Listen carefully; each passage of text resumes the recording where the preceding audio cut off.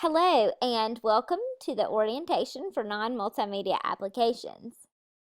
You might be wondering what non-multimedia applications even are. Non-multimedia includes tools such as word processors like Microsoft Word or Google Docs. It also includes spreadsheets such as Google Sheets or Microsoft Excel. Google Sheets and Microsoft Excel are used mainly for data and numbers and math. Non-multimedia applications are computer generated. These projects also usually use some sort of desktop publishing. You can print them out as well. When navigating through our website, there are several things to remember. If you click on non-multimedia, there will be a list that comes up. You've already taken the pre-assessment if you're watching this orientation video now. And then we need to go over the guidelines and the rubric for your project. Before we do that, I want you to look at the screen and see where you read tutorials. If you scroll over, you're going to see Canva, Microsoft Excel, Google Sheets, Google Docs, Microsoft Word, and Microsoft Publisher. Now, if you have used every single one of these applications, then you need to see what other applications are available to you out there. And if there are applications and tools that you have not used for a non-multimedia application, then choose one of those.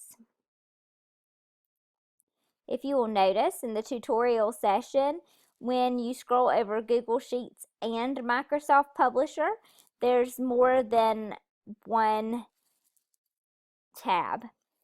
For Google Sheets, there are actually 6 different tutorials. The easiest tutorial is number 1, and it advances in difficulty as the number gets higher. If I were you, I would definitely go in order. I would also like to go over the guidelines and the rubric. If you click where it says guidelines and rubric, you can get to the rubric 2 different ways. You can actually scroll over and click on this, or you can click on the button below. But let's go over the non-multimedia guidelines first. You need to make sure that you include photographs and graphics, design concepts, and text. This page right here is very important. It's got copyright information and laws on it. You are going to need to read the laws and learn the laws and what type of materials you can borrow for school projects. This is one way to get that started. If you scroll back up to the top, you are going to see where it says click here for a rubric. And you will need to scroll down to see that rubric. You are going to be scored in 5 different categories. Citations and permissions, you need to make sure that all material has documentation of citations and permissions throughout the project. Project design. The project design includes photographs, text, and design concept. The layout and colors are attractive and thought out. Content knowledge. You need to make sure you have a clear understanding of the standards and elements and that you've included those accurately and thoroughly. Organization. The content needs to be organized and easy to navigate through, and there needs to be evidence of planning, either through an outline or a storyboard of some sort. And last but certainly not least is creativity and demonstration.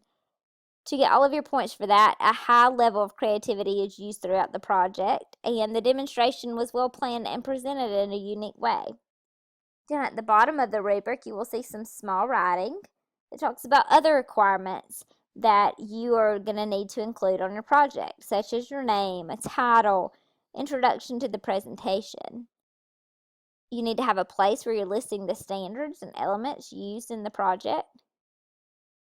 And you also need to keep a time log of how often you work on the project. I know you do this during science fair, so it would be super easy for you to do this as well.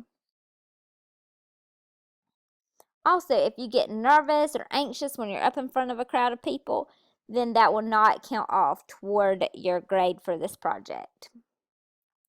Now that I have navigated through the non-multimedia area on the website, I am going to now go over the project directions and the other resources we have on this page.